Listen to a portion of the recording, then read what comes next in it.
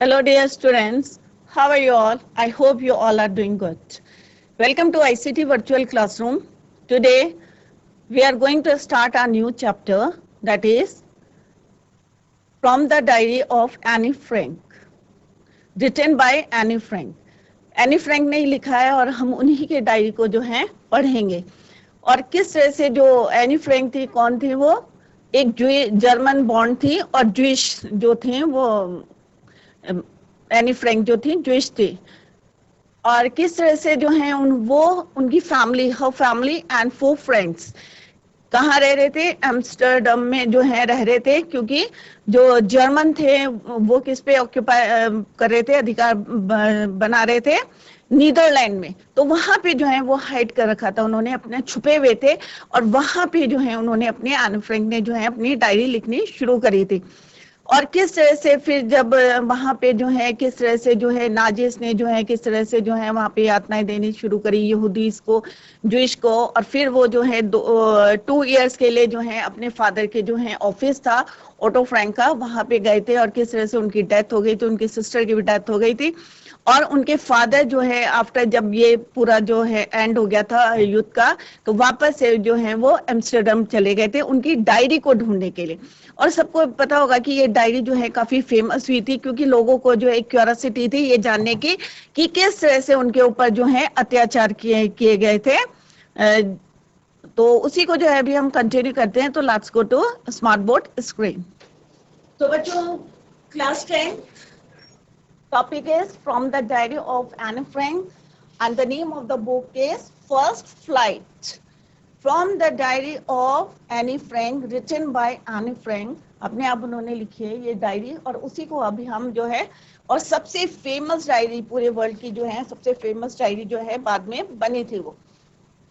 तो analyst Mary Anne Frank 12 जून 1929 फरवरी मार्च 1945, ये इनकी लाइफ जर्नी रही है। वॉज ए जर्मन, जैसे अभी मैंने बताया था, जर्मन बॉर्न थी, जूइश गर्ल थी, who wrote while in hiding with her family, अपनी फैमिली के साथ, एंड 4 फ्रेंड्स इन एम्स्टर्डम में जो है during the German occupation of the Netherlands in world war second. World war second की जो है ये बात है, जब वो और उनकी फैमिली जो है और 4 फ्रेंड्स एम्स्टर्डम में जो है हाइड करा हुआ था, छिपे हुए थे, अज्ञातवास में थे, जब जर्मन जो है ऑक्यूपेशन था, कहाँ पे अधिकार ले रहे थे, कहाँ पे? नीदरलैंड के ऊपर जो है अधिकार।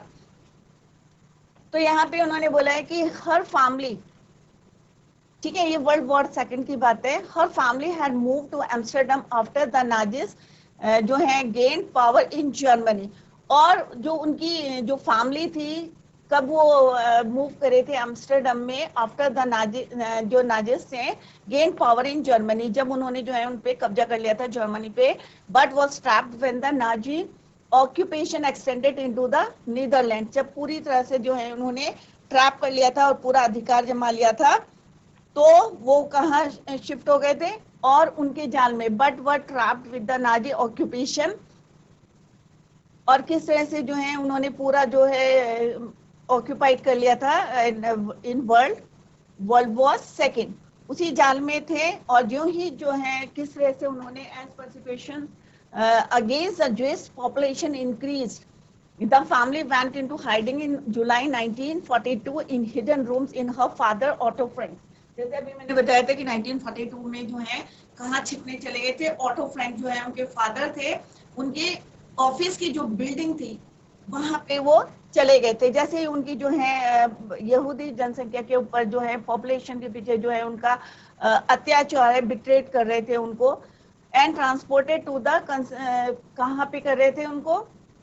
फर्दर जो है after 2 years in hiding the group was betrayed and transported to the concentration camp system where Annie died of typhus in Bergen-Belsen within days of her sister Margot Frank। अब दोनों की जो है डेथ हो गई थी। और किस तरह से 1942 में 2 साल तक थे, कहाँ हाइड करा हुआ था उन्होंने? ऑटो फ्रैंक जो उनके फादर थे, उनके जो है ऑफिस में कैसे वो हाइड थे, और फिर जो है धोखा देके जो है उनको किस तरह से जो है 2 वर्ष का जो है अज्ञातवास जो है दिया था, और वहीं पे जो उनका जो कंसंट्रेशन जो कैंप था वहीं पे उनकी जो है डेथ हो गई थी, typhus in बर्गन Belsen with in days of her sister Margot Frank. अब जो है दोनों की डेथ हो गई थी। Her father auto Frank only survivor of the group. अब जो उनका ग्रुप था उसमें खाली उनके फादर बचे थे, ठीक है। Return to Amsterdam after the war ended. जब जब वो है वॉर, वर्ल्ड वॉर जो सेकंड चल रही थी, जब उसका एंड हुआ था तो उसके फादर कहाँ चले गए थे? He went back to Amsterdam, वापस चले गए थे after the war ended, to find that her diary had been saved. अब उस डायरी को ढूंढने के लिए, जो कि एनी फ्रैंक ने कब लिखी थी? जब वो एम्स्टरडम में थी अपने फैमिली और 4 फ्रेंड्स के साथ थी, जब German occupation of the during the occupation of the Netherlands in world war second, उसको ढूंढने के लिए जो है वो वापस एम्स्टरडम गए थे, right. Convinced that it was a unique record, और क्योंकि उसमें क्या था, एक रिकॉर्ड था कि किस तरह से उनके ऊपर जो है यातनाएं के बिट्रेट करा था उनको, तो वो सारा जो रिकॉर्ड था, he took action to have it published in English under the name of diary of a young girl. अब उन्होंने जो है अपन क्या करा कि एक जो है वो यूनिक रिकॉर्ड था, क्योंकि उस समय की जो है वर्ल्ड वॉर सेकेंड की जो रिकॉर्ड से वो किसमें था? उस डायरी में था, जो कि उसकी किसी डायरी में था? एनी फ्रैंक की, जिसको वो ढूंढने के लिए वापस कहाँ गए थे? एम्स्टरडम गए थे। और उसके बाद जो है उन्होंने क्या करा कि इस डायरी को जो है सुरक्षित, मतलब एक तरह से जो है क्या है वो सेफ थे। डायरी क्या थी? Had been saved, to find that her diary had been saved, और उनको जो है उनकी उसकी डायरी जो है मिल गई थी उनको, right. Convinced that it was a unique record, और जो क्या था, और विश्वास करके कि यह जो है एक जो है वर्ल्ड वॉर सेकंड की जो है क्या है, रिकॉर्ड है, और उन्होंने इसे जो है अंग्रेजी इंग्लिश में जो है क्या करने, पब्लिश करने के लिए जो है, जिसका जो है उन्होंने शीर्षक क्या रखा था? Under the name the diary of a young girl. The diary was given to Anne friend for her 13th birthday. अब ये डायरी जो है कब दी थी एनी फ्रैंक को? उसके 13th बर्थडे में दी थी। And chronicles the events of her life from 12th जून 1942। अब जो उसमें जो डेट घटनाएं जो लिखी हुई थी 1942 until its final entry of 1st August 1944। Last जो एंट्री थी वो कौन सी थी? 1st August 1944। क्लियर? तो जो डायरी उन्होंने पब्लिश करी थी, किस नेम से करी थी? The diary of a young, और किसके? यंग गर्ल के नाम से जो है डायरी पब्लिश करी थी, इंग्लिश में करी थी। और डायरी वाज गिवन टू, और डायरी जो थी उसको कब मिली थी? उसके 13th बर्थडे में दी थी। और उसमें जो है उसने अपने लाइफ से जो है रिलेटेड जो है इंसिडेंट जो थे, घटनाएं जो थी, कहाँ तक लिखी, कहाँ से कहाँ तक लिखी थी? 12th June 1942 until its final entry of 1st August 1944। और लास्ट में जो है it was eventually translated from its original Dutch into many languages and became one of the world, जैसे अभी मैंने बताया था, पूरे वर्ल्ड की मोस्ट वाइडली रेड बुक्स, सबसे ज्यादा पढ़ी गई डायरियों में से उसको एक काउंट किया जाता है, इसको एनी फ्रैंक की डायरी को, राइट। और ओरिजिनल जो है वो डच लैंग्वेज में जो है लिखी गई थी, और बाद में जो है उसको डिफरेंट लैंग्वेजेस में जो है, मैनी लैंग्वेजेस में जो है उसको पब्लिश करा। और वो जो है पूरे वर्ल्ड की जो है एक फेमस डायरी जो है, सबसे ज्यादा पढ़ी गई जो है डायरियों में से उसको एक काउंट किया जाता है। क्लियर?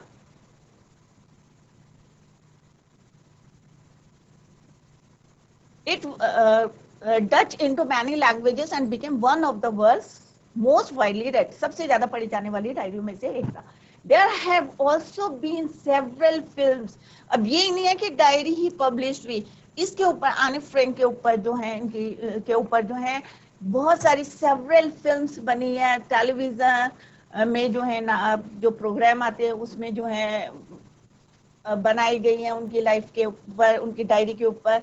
और थिएट्रिकल जो है थिएटर्स में जो है प्रोडक्शन, थिएट्रिकली जो है प्रोडक्शंस एंड इवन एन ओपरा जो होता है ना, ओपरा मीन्स जो नाटक के रूप में जो है जिस तरह से उसको करते हैं, तो उसको भी जो है जीवन को क्या है उसके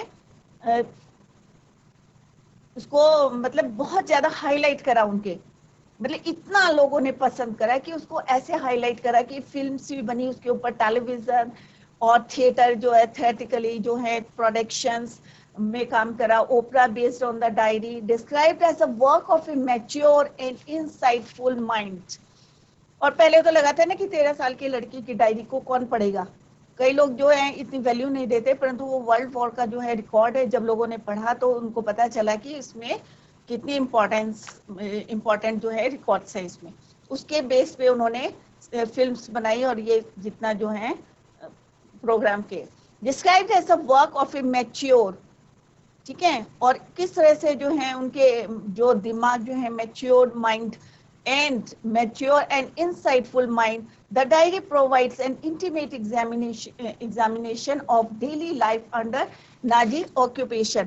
अब उन्होंने बताया कि किस तरह से जो है नाजी ऑक्यूपेशन के में जो है किस तरह से उन्होंने अपनी डेली लाइफ को जो है स्पेंड करा, ठीक है। और उनके जो है अत्याचार, Anne Frank has become one of the most renowned and discussed of the Holocaust जो विक्टिम्स।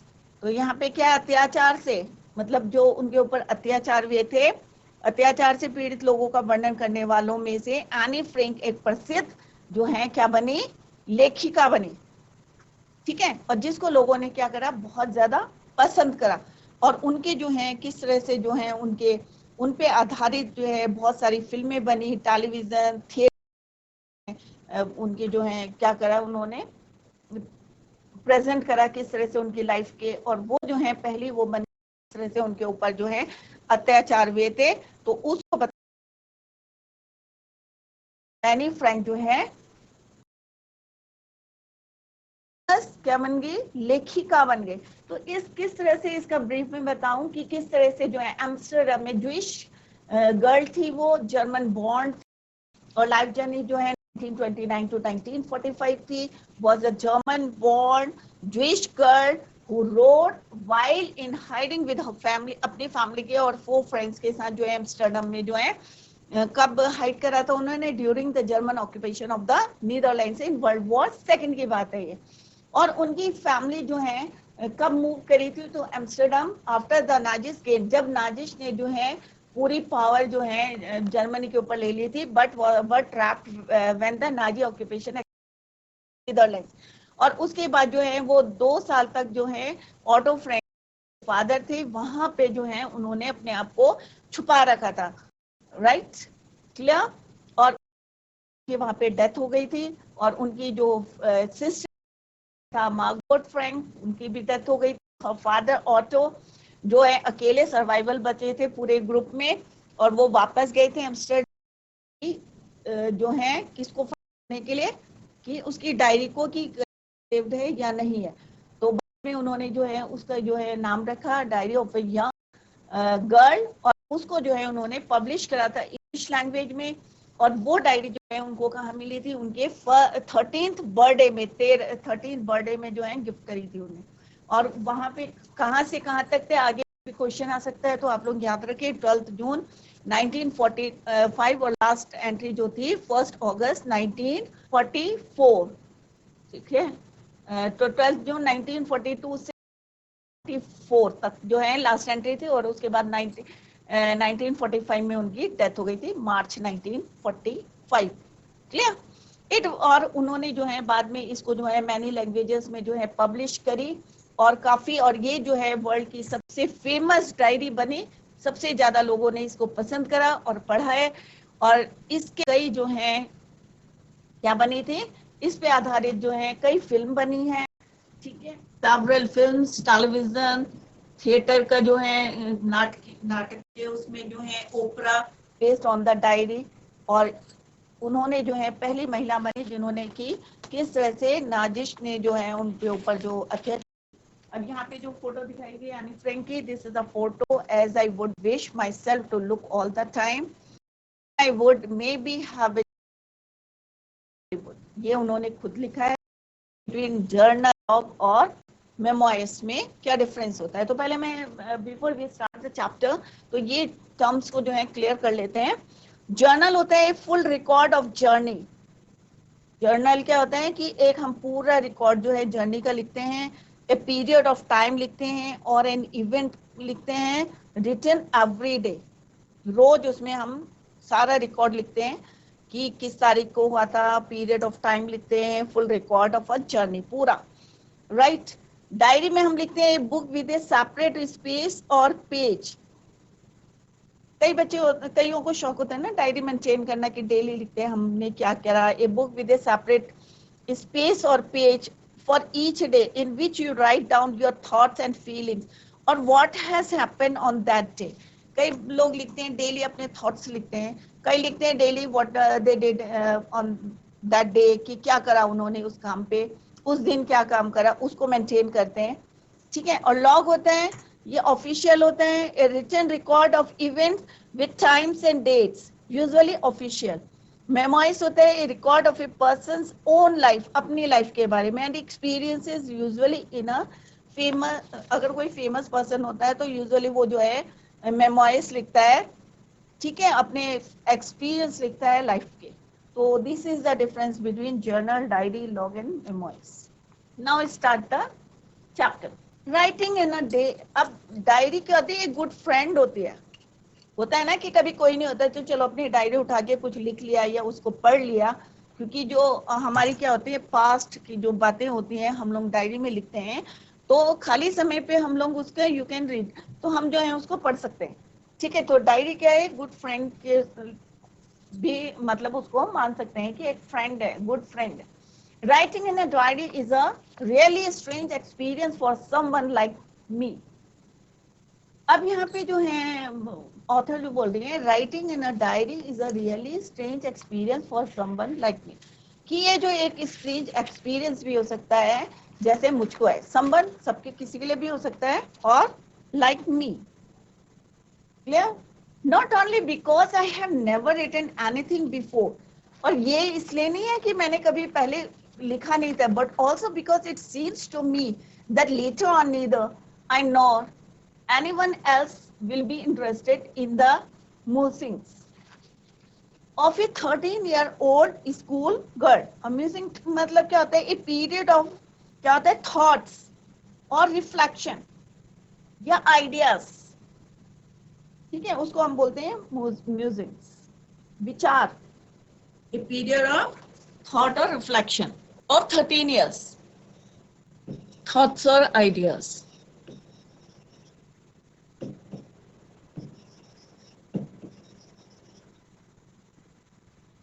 क्लियर, कि ये जरूरी नहीं है कि मतलब वो कह रहे हैं कि मतलब राइटिंग इज अ डायरी, क्या है, writing in a diary is really strange.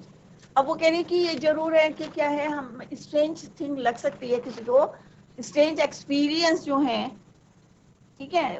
और वो कह रही कि मेरे जैसे जो है मतलब मैं हूँ जैसे मानव हूँ, ह्यूमन बीइंग्स हैं, के लिए जो है एक डायरी लिखना जो है वास्तव में जो है क्या है, एक स्ट्रेंज एक्सपीरियंस है। कौन बोल रहे हैं, ऑथर। नॉट ओनली, अब वो कह रही कि इसलिए नहीं कि मैंने पहले कुछ नहीं लिखा है, ठीक है, not only because I have never written anything before, but also because it seems to me that later on neither I nor anyone else will be interested in the musings of a 13। मतलब ये नहीं है कि कोई कहेगा ना कि 13 साल की लड़की के जो है थॉट्स और विचार पढ़ने के लिए, ठीक है। तो वो यहाँ पे कह रही कि ये जरूरी नहीं है, क्योंकि मुझे ऐसा लगता है कि बाद में ना तो मैं और ना ही कोई अन्य जो है क्या करेगा, एक विद्यालय में 13 वर्ष की जो है लड़की जो है अपने थॉट्स लिख रही है उसमें कोई इंटरेस्ट लेगा। होता है ना कि बच्चे ने लिखा है तो जरूरी नहीं है कि वो कह रही मैं या कोई भी है XYZ है कि कोई इंटरेस्ट ले या ना ले, नहीं भी ले सकता है इंटरेस्ट, कि 13 इयर्स की जो है लड़की ने क्या लिखे है उसमें थॉट्स लिखे, right, clear. Oh well it does not matter, तो वो कह रही कि ये मेरे को कोई फर्क नहीं पड़ता, इट डजंट मैटर, ठीक है। और क्योंकि अगर कोई लिखना चाहता है, जैसे आप किया, अगर हैबिट है, आपको डायरी लिखने की हैबिट है, चाहे कोई है ना पढ़े, इट डजंट मैटर, कोई फर्क नहीं पड़ता है, ठीक है, क्योंकि मेरे को लिखना है तो मैं लिखूंगी। तो सिमिलरली यहाँ पे ऑथर कह रही हैं कि it doesn't matter, I feel writing and I have an even greater need to get all kinds of things of my chest, मतलब जितना मेरे को जो है मेरे अंदर जितना मेरे को लिखना है वो तो मैं लिखूंगी, क्योंकि मुझे जो है कोई फर्क नहीं पड़ता है कि कोई इसे पढ़े या ना पढ़े, ठीक है।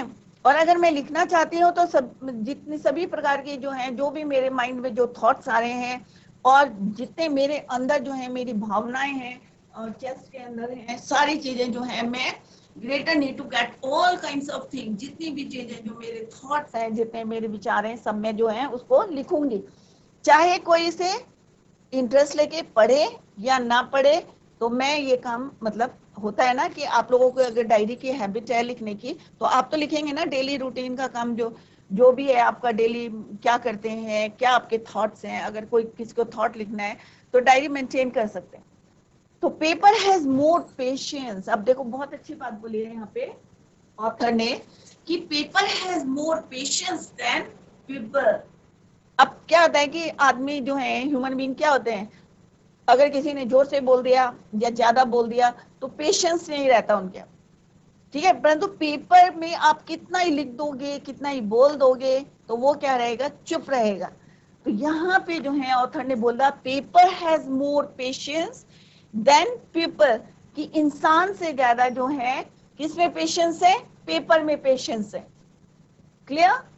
I thought of this saying on one of those days when I was feeling a little depressed and was sitting at home with my chin in my hands. कि एक दिन ये जब मैंने कब लिखा, जब मैं एक दिन जो है रूम में बैठी थी और थोड़े से क्या था, डिप्रेस थी, ठीक है। तो उस दिन जो है मैंने ये लिखा था कि पेपर, क्योंकि कितना ही लिख दो पेपर में तो वो जो है ना तो गुस्सा करता है ना कुछ करता है, पेशेंस रहता है। तो at that time she has written these lines, क्या लिखी थी, paper has more patience than people. तो बच्चों आज हमने जो चैप्टर पढ़ा है from the diary of Anne Frank, और एनी फ्रैंक की ही डायरी है, और उन्होंने किस तरह से बताया है कि उनके ऊपर जो है ज्विश थी, बॉन्ड जर्मन की थी वो, और ज्विश गर्ल थी, और किस तरह से वो उन्होंने हाइड करा था, और at that time she has written, क्या लिखी थी, उन्होंने अपनी डायरी लिखी थी। और वही डायरी जो है कहाँ पे, एम्स्टर्डम में, जब वो हाइड करा हुआ था उन्होंने अपनी फ्रेंड्स और अपनी फैमिली के साथ, तो वहीं रह गई थी और वहीं पे उन्होंने जो है लिखा था।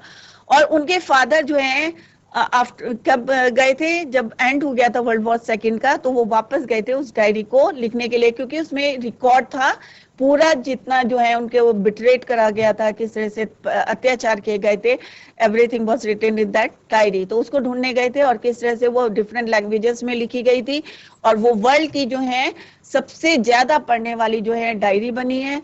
और इसी वजह से जो है एनी फ्रैंक जो है फेमस क्या बनी है, ऑथर, लेखिका बन गई थी। तो दैट्स ऑल फॉर टुडे। तो tomorrow we will continue the same, till then bye, have a nice day.